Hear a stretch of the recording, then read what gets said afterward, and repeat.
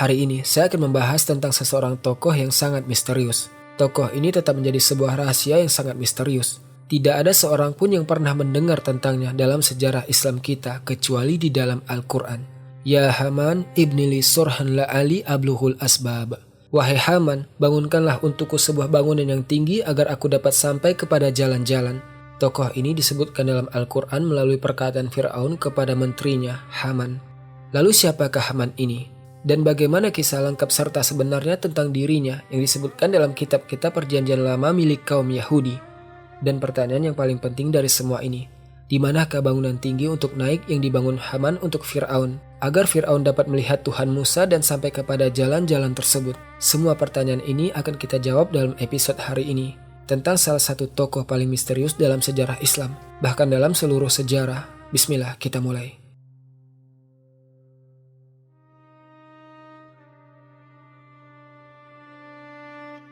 Assalamualaikum warahmatullahi wabarakatuh. Semoga Allah memberkahi kalian, menyambut kalian dengan kebaikan, dan menjadikan surga sebagai tempat kembali kita semua, wahai Rabb semesta alam. Kisah Haman disebutkan di dalam Al-Quran sebanyak 6 kali. Wa Qaruna, wa Fir'auna, wa Hamana, wa laqad ja'ahum Musa bil bayyinat, fastakbaru fil ardi wa makanu sabikin. Dan Qarun, Fir'aun dan Haman. Sungguh, Musa telah datang kepada mereka dengan membawa bukti-bukti yang nyata, tetapi mereka menyombongkan diri di bumi dan mereka tidak dapat mendahului kami. Ini adalah ayat ke-39 dalam surah Al-Ankabut. Dalam sejarah Islam dikatakan bahwa Haman adalah seorang pejabat besar di Mesir pada masa Fir'aun. Ia adalah tangan kanan Fir'aun dalam segala sesuatu. Fir'aun tidak akan mengambil suatu keputusan apapun kecuali ia terlebih dahulu bermusyawarah mengenai hal tersebut dengan Haman. Dikatakan bahwa pekerjaan Haman sama sekali tidak terbatas pada urusan politik sebagai menteri atau penasehat Fir'aun, dan bertanggung jawab atas pembangunan sebagian besar piramida yang ada di Mesir pada masa Fir'aun.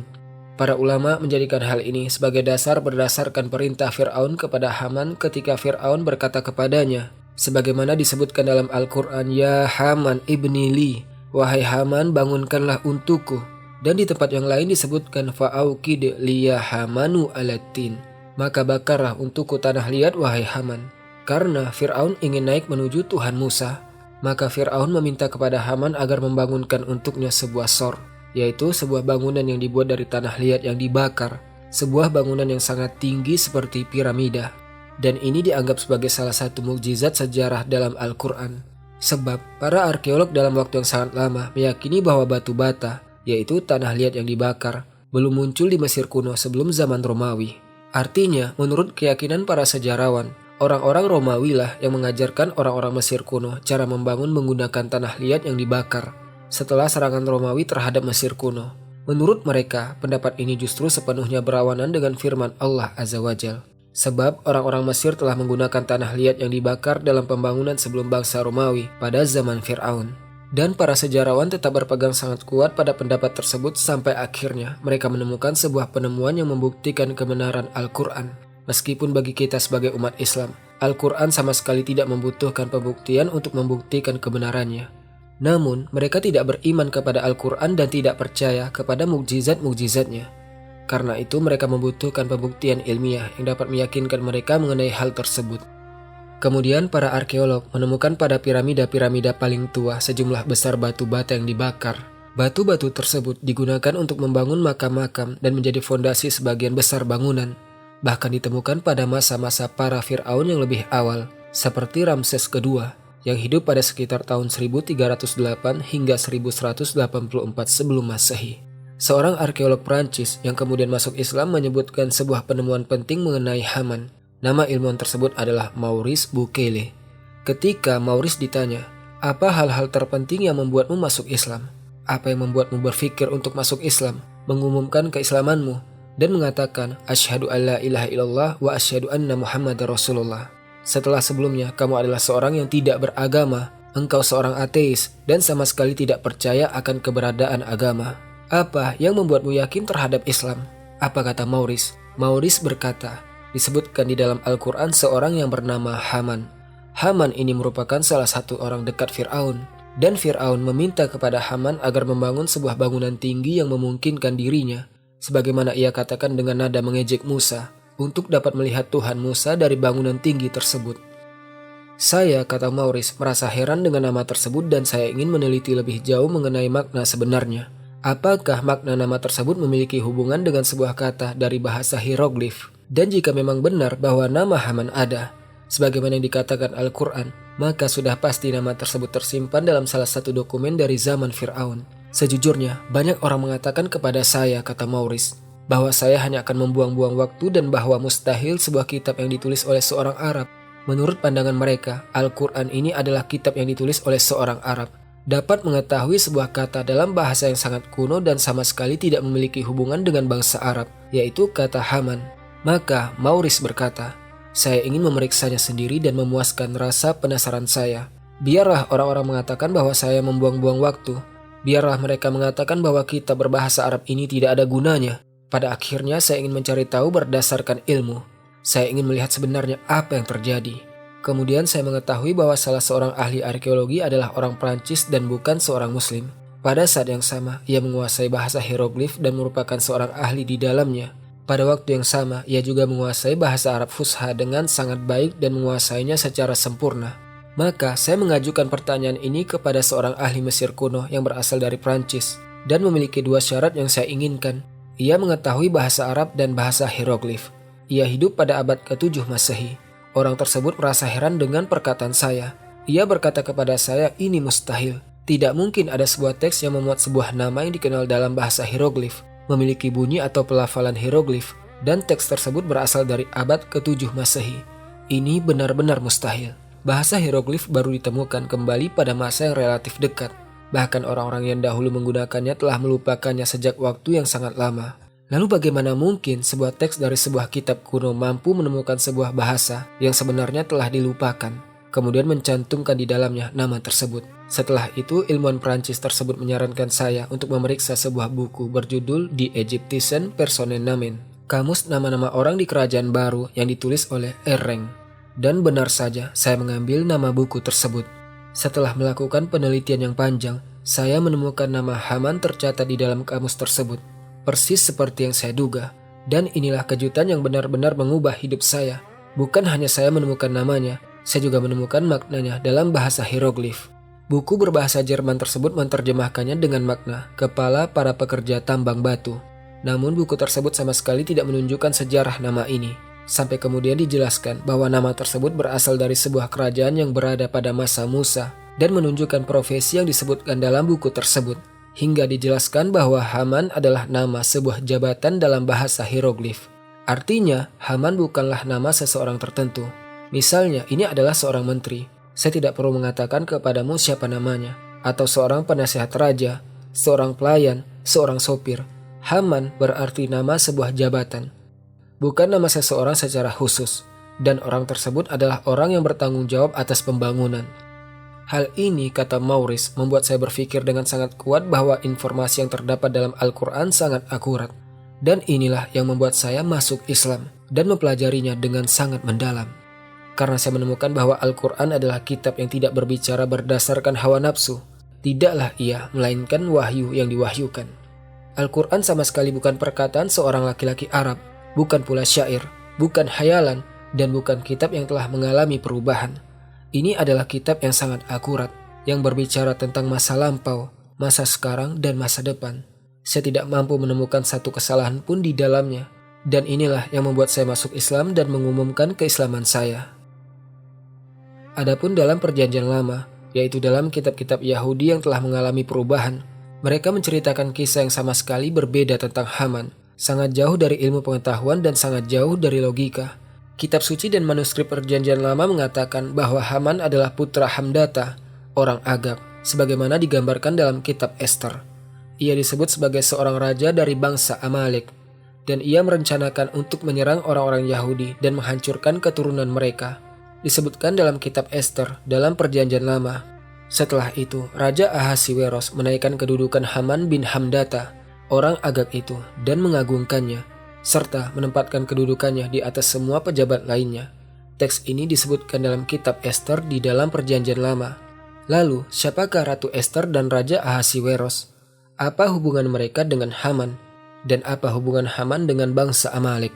Tentu saja teori ini disebutkan dalam kitab-kitab Yahudi, maka mari kita kembali ke masa sebelumnya. Setelah pembuangan bangsa Yahudi ke Babilonia, orang-orang Yahudi pada saat itu menghabiskan waktu yang sangat lama sebagai budak dan pelayan di Babilonia, yang sekarang adalah Irak. Setelah beberapa waktu, datanglah seorang raja Persia bernama Koresi. Ia menyerang wilayah Babilonia dan menghancurkannya dalam skala yang sangat besar, lalu membebaskan seluruh orang Yahudi yang berada di sana. Orang-orang Yahudi dalam kitab-kitab mereka menyebutkan bahwa Raja Koresi adalah seorang utusan yang dikirim oleh Tuhan untuk menyelamatkan dan membebaskan mereka dari penyerangan Babilonia. Setelah membebaskan mereka sepenuhnya, ia memberikan mereka dua pilihan.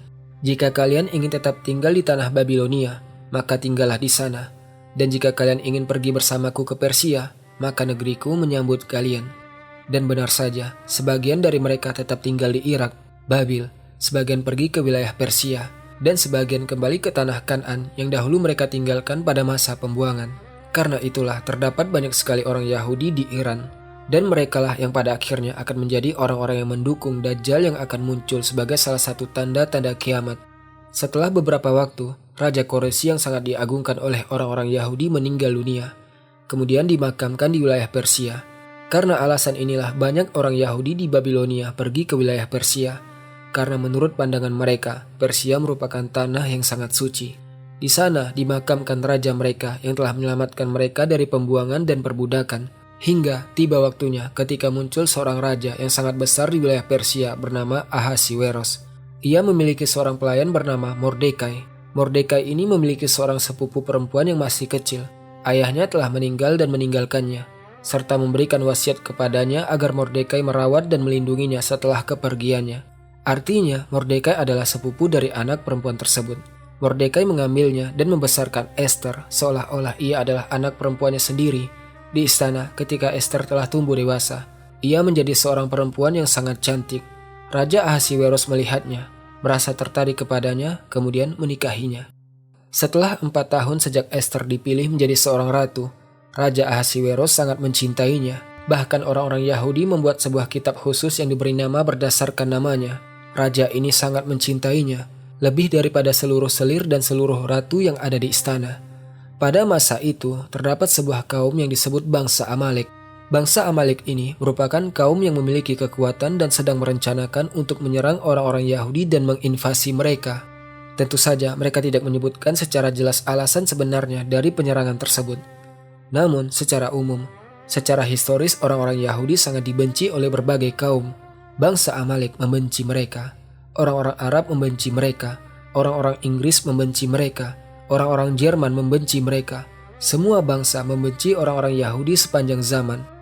Bahkan kitab-kitab mereka selalu menyebutkan bahwa Allah Azza wa Jalla secara berkala mengirimkan kepada mereka suatu kaum yang kuat untuk menyerang mereka.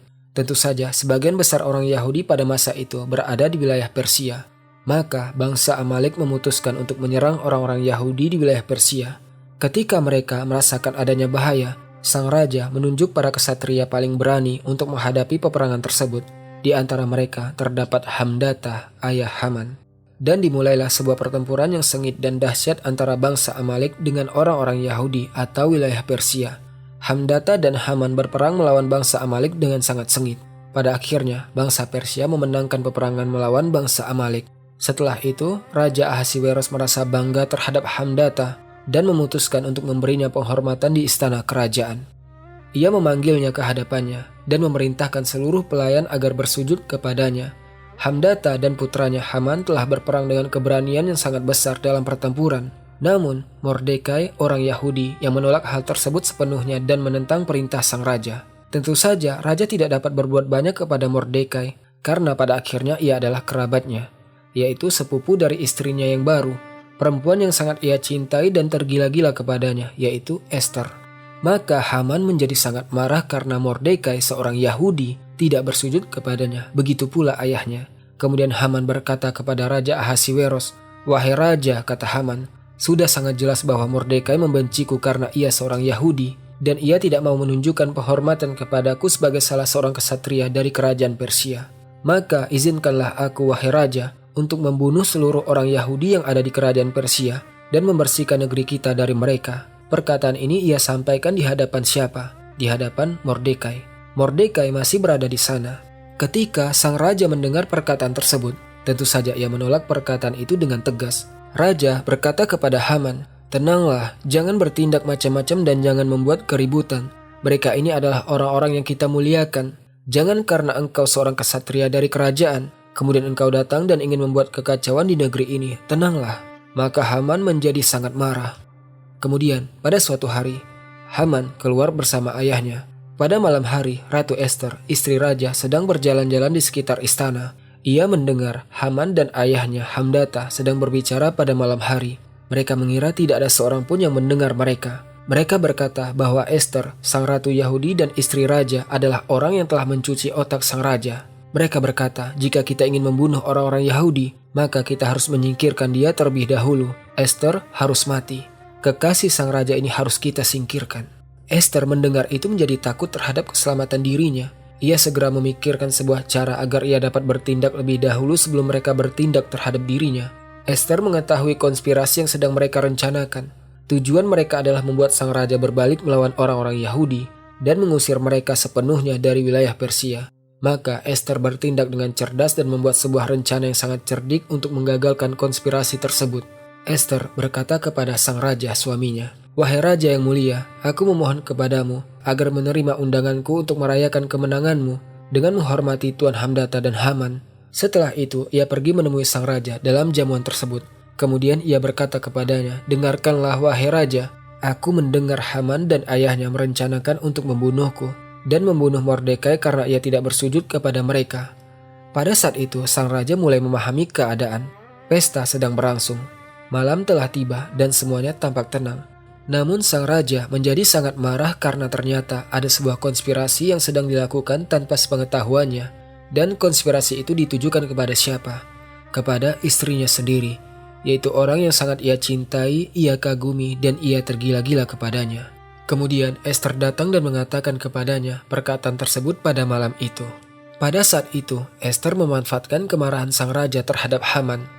Ia meminta kepada Haman dan berkata kepadanya, "Dengarkan wahai Haman, bisakah engkau menemuiku?" Ketika Haman menemuinya, Ester berkata, "Aku mengetahui semuanya, dari awal sampai akhir. Aku tahu tentang rencanamu untuk membunuhku dan membunuh seluruh orang Yahudi. Tetapi percayalah kepadaku," kata Ester, "aku tidak akan mengatakan apapun kepada sang raja. Namun, dalam jamuan yang aku undang untukmu, aku telah menaruh sesuatu di piringmu. Aku memasukkan racun yang bekerja secara perlahan ke dalam makananmu. Aku tahu bahwa kalian ingin membunuhku dan berbalik melawan orang-orang Yahudi. Karena itu, aku bertindak cerdas dan memasukkan racun yang bekerja secara perlahan ke dalam makananmu. Dan aku memberimu kabar baik. Engkau akan mati pada hari ketiga setelah jamuan itu, atau setelah makanan yang engkau makan tadi, dan secara perlahan." Di sini, Haman sangat terkejut. Ia mulai memohon kepada Ester, "Mohon demi Tuhan, tolong obati aku. Sungguh aku sudah usai. Aku tidak akan mendekati orang-orang Yahudi lagi." Ester berkata kepada Haman, "Ada satu-satunya pengobatan. Obat itu ada di kamarku. Dan engkau tidak akan menemukan penawar pada seluruh dokter di Persia, meskipun engkau berkeliling di seluruh dunia. Karena aku sendiri yang membuat racunnya, dan aku sendiri yang membuat obat dari racun tersebut. Jika engkau menginginkannya, maka engkau harus tunduk kepadaku dan mentaatiku." Kata Haman, "Katakan kepadaku, aku berada di bawah perintahmu." Kata Ester, "Bahkan jika aku menginginkannya lebih jauh, aku akan membuatmu bersujud kepadaku dan bersumpah demi kehormatan senjatamu bahwa engkau akan menjadi pelayanku." Haman berkata kepadanya dengan memohon, "Jika aku masih hidup, aku akan hidup sebagai pelayanmu untuk selamanya. Aku akan menjadi jin pelayanmu. Apa yang engkau inginkan akan kulakukan. Aku berada di hadapanmu." Kemudian Ester benar-benar berkata, "Baiklah, sekarang aku memiliki banyak sekali pekerjaan. Jika engkau menginginkan obatnya, pergilah ke kamarku. Engkau akan menemukannya di bawah tempat tidurku." Kemudian Haman benar-benar pergi ke kamar Ester. Saat itu malam hari, dan karena kecerdikan serta tipu muslihat Ester, ia pergi menemui sang raja. Ia mengatakan kepadanya bahwa ia ingin sang raja datang kepadanya tepat pada hari itu, agar sang raja menghabiskan malam bersamanya. Maka sang raja datang pada malam itu ke kamar Ester, dan mereka terkejut melihat Haman. Haman sedang berada di tempat tidur Ester, mencari-cari di atas tempat tidurnya, ke sana kemari, ke kanan dan ke kiri. Begitu sang raja masuk, ia terkejut melihat pemandangan tersebut. Apa yang sedang dilakukan Haman di atas tempat tidur istriku yang sangat aku cintai dan aku tergila-gila kepadanya? Maka sang raja menghunuskan pedangnya. Ia mengira bahwa Haman ingin mendatangi Ester dan menyerangnya. Kemudian Ester dengan ekspresi terkejut yang dibuat-buat berkata, "Aku benar-benar terkejut melihat pemandangan ini. Apa yang sedang engkau lakukan di tempat tidurku, wahai Haman? Betapa tidak tahu malunya, betapa kotornya, betapa rendahnya. Aku adalah istri raja." Disinilah ia semakin memperkuat ceritanya dan menambahkan bumbu kepada sang raja. Sang raja pun berkata, "Baiklah," ia memerintahkan seluruh tentara dan para prajurit yang ada. "Singkirkan anjing ini, Haman, dan penjarakan dia. Dan hukuman mati akan dilaksanakan dalam waktu 3 hari. Dan benar-benar, ini sama persis dengan perkataan Ester ketika ia mengatakan kepada Haman bahwa ia akan mati dalam waktu 3 hari. Karena Ester telah merencanakan semuanya dan mengaturnya dengan baik. Ia sebenarnya bermaksud hukuman mati, bukan racun. Haman kemudian benar-benar dihukum gantung atas perintah sang raja di tiang gantungan yang tingginya mencapai 50 hasta. Dan yang lucu dalam cerita ini adalah bahwa tiang gantungan itu sendiri dibuat oleh Haman atas permintaan istrinya, Risi. Pada dasarnya, ia membuat tiang gantungan tersebut untuk menggantung Mordekai, orang-orang Yahudi. Setelah itu, mayat anak-anak Haman juga digantung, setelah mereka dibunuh dalam sebuah pertempuran melawan orang-orang Yahudi. Tentu saja kisah ini berasal dari sumber-sumber Yahudi, sumber-sumber Israiliyat, dan mereka menceritakan tentang Bani Israel, dan tidak ada salahnya untuk menyebutkannya. Dalam sebuah sumber Yahudi disebutkan bahwa orang-orang Yahudi membunuh sekitar 75.000 musuh mereka sebagai bentuk pembelaan diri. Tentu saja hal tersebut terjadi setelah pemerintahan Ratu Ester yang sangat cerdas. Yang mengejutkan dalam kisah ini, menurut sumber-sumber Yahudi, adalah bahwa rumah Haman kemungkinan besar berada di kota Susa. Wilayah ini merupakan daerah yang datar di Persia. Sementara itu, benteng dan istana kerajaan berada di atas sebuah bukit yang tingginya sekitar 15 meter dari permukaan kota. Maka, tiang atau tiang gantungan yang dibuat Haman untuk membunuh Mordekai, orang Yahudi, tujuannya adalah agar siapapun yang melewati tempat tersebut dapat melihat jasad Mordekai dan menjadikannya sebagai pelajaran bagi orang lain. Ia ingin menyampaikan pesan kepada semua orang yang melihat Mordekai tergantung. "Lihatlah Mordekai, inilah hukuman bagi siapa saja yang tidak bersujud kepadaku di hadapan sang raja." Jadi, Haman ingin memberikan hukuman kepada orang yang tidak bersujud kepadanya.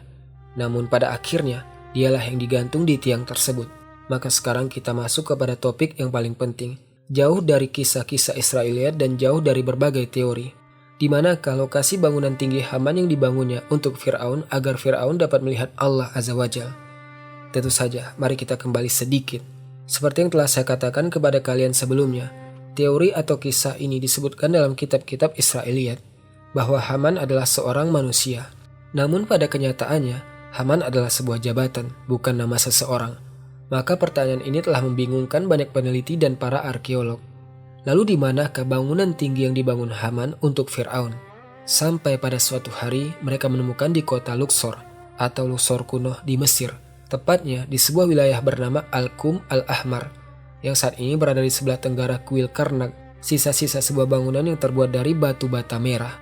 Ketika mereka menganalisisnya, mereka menemukan bahwa bangunan tersebut dibuat dari tanah liat yang dibakar, sebagaimana yang disebutkan dalam Al-Quran. Maka muncul dugaan bahwa tempat tersebut merupakan sisa-sisa bangunan tinggi Haman yang diperintahkan Fir'aun untuk dibangun. Bangunan itu berupa sebuah tempat yang sangat besar, dengan sisa-sisa batu bata merah yang tersusun di atas satu sama lain. Dan menurut apa yang diwariskan melalui perkataan nenek moyang mereka, penduduk daerah tersebut meyakini bahwa tempat ini adalah bangunan tinggi yang diperintahkan Fir'aun kepada menterinya, Haman, untuk dibangun agar ia dapat naik menuju Tuhan Musa, sebagaimana disebutkan dalam Al-Quran. Perkataan-perkataan inilah yang mendorong salah seorang peneliti arkeologi, yaitu Anwar Abu Al-Majid, mantan ketua pemandu wisata, untuk melakukan sebuah penelitian mengenai masalah ini. Ia berkata, "Saya ingin memastikan mengenai masalah ini." Setelah melakukan penelitian yang sangat panjang, peneliti Anwar Abu Al-Majid menyimpulkan bahwa tempat tersebut memang merupakan bangunan tinggi Fir'aun. Menurut perkataan sang peneliti dan berdasarkan penelitiannya, penelitian tersebut menjelaskan bahwa meskipun tempat yang disebut Al-Qum Al-Ahmar ini secara historis dan arkeologis terbengkalai, serta tidak dilakukan penggalian arkeologi apapun di sana, para arkeolog menganggap bahwa tempat tersebut tidak memiliki nilai arkeologis. Mereka mengatakan bahwa ketika mereka menganalisis komponen dari sisa-sisa bangunan tinggi tersebut, mereka menemukan bahwa bangunan itu terdiri dari kumpulan tanah hitam yang dicampur dengan air dan ditambahkan jerami. Setelah itu, mereka membiarkannya mengering, kemudian memisahkannya dari kerikil dan batu bata. Mereka membiarkannya hingga mengeras. Kemudian memasukkannya ke dalam cetakan kayu yang menyerupai bentuk batu bata. Setelah itu, bagian atasnya diratakan dan dibiarkan mengering di bawah panas matahari. Karena itu, menurut perkataan penelitian tersebut, analisis terhadap bangunan tinggi itu tidak berbeda dengan apa yang disebutkan dalam Al-Quran. Sebab, batu bata tersebut direkatkan menggunakan tanah liat yang dibakar. Namun pada saat itu, ada sejumlah ilmuwan yang sepenuhnya menolak bahwa bangunan inilah yang dimaksud. Mereka mengatakan bahwa Sor yang dimaksud di sini adalah sebuah teleskop yang dibangun Haman agar Fir'aun dapat melihat langit melaluinya dan dapat melihat Allah Azza wa Jalla. Maha suci Allah dari apa yang mereka katakan dengan kesucian yang sebenar-benarnya. Lalu, apa teori para ilmuwan yang lebih mengunggulkan gagasan bahwa bangunan tersebut adalah sebuah teleskop? Mereka mengatakan, tidak, ini bukan bangunan tinggi, ini adalah teleskop. Para ilmuwan tersebut berdalil dengan firman Allah Azza wa Jalla melalui perkataan Fir'aun, "Wahai Haman, bangunkanlah untukku sebuah bangunan tinggi agar aku dapat sampai kepada jalan-jalan." Dan apa yang dimaksud dengan jalan-jalan? Yaitu pintu-pintu langit. Fir'aun juga mengatakan, "La'alli atoli'u illa ilahi Musa." Agar aku dapat naik menuju Tuhan Musa. Artinya agar aku dapat melihat Tuhan Musa di langit. Dan dalam ayat yang lain disebutkan perkataan Fir'aun, "Ya Haman, fa'aukidili ala tini faj'alli sorha." Wahai Haman, bakarlah untukku tanah liat. Kemudian buatkanlah untukku sebuah bangunan tinggi. Lalu bagaimana mungkin sebuah bangunan yang tinggi dibangun dari tanah liat? Padahal yang diketahui, bangunan yang tinggi membutuhkan batu bata, membutuhkan batu, membutuhkan fondasi, dan membutuhkan banyak hal. Setiap bangunan yang terbuat dari tanah liat, menurut mereka hanya bisa memiliki satu lantai saja, tidak lebih. Dan jika engkau mencoba membangun 2 lantai dari tanah liat, apabila bangunannya sangat tinggi, maka bangunan tersebut akan roboh dan tidak akan mampu bertahan. Bahkan piramida-piramida itu sendiri dibangun dari batu. Maka jika Fir'aun menginginkan sebuah bangunan seperti piramida, lebih masuk akal baginya untuk naik ke atas salah satu piramida yang tinggi. Karena piramida-piramida tersebut sudah ada pada masa itu dan memiliki ketinggian yang sangat besar. Namun, sebagian ilmuwan mengatakan bahwa Fir'aun mengucapkan perkataan tersebut dengan nada sindiran dan ejekan terhadap Musa.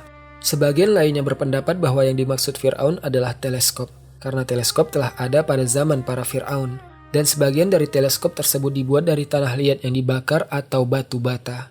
Bahkan terdapat sebuah teleskop yang ditemukan di sebuah museum di Jerman, yang diperkirakan berusia lebih dari 1300 tahun sebelum Masehi, yaitu dari zaman Nabi Musa alaihissalam. Maka ini menjadi bukti bahwa bangsa Fir'aun memiliki teleskop dan mereka mengamati benda-benda langit, bintang-bintang, serta langit menggunakan teleskop tersebut. Teman-teman, tuliskan di kolom komentar. Menurut kalian, apakah bangunan yang sebenarnya adalah bangunan tinggi yang ada di Mesir saat ini dan dikenal dengan nama bangunan Haman? Ataukah mungkin teori teleskop justru lebih dekat kepada kebenaran? Saya ingin melihat pendapat kalian. Kalian lebih condong kepada teori yang mana? Apakah teori bangunan tinggi? Atau mungkin teori teleskop yang lebih dekat kepada kebenaran? Hari ini kita telah mengetahui siapa Haman. Maka selesailah kisah kita hari ini. Jika teman-teman menyukai kisah ini, komentar di bawah jam berapa kalian menonton kisah ini dan dari mana kalian berasal. Dan jika kamu mengenal seseorang yang juga menyukai kisah seperti ini, bagikanlah kepadanya. Sampai jumpa teman-teman semua di kisah-kisah seru lainnya, insya Allah. Semoga kalian semua selalu dalam kebaikan dan perlindungan Allah Azza wa Jalla. Barakallahu fikum. Assalamualaikum warahmatullahi wabarakatuh.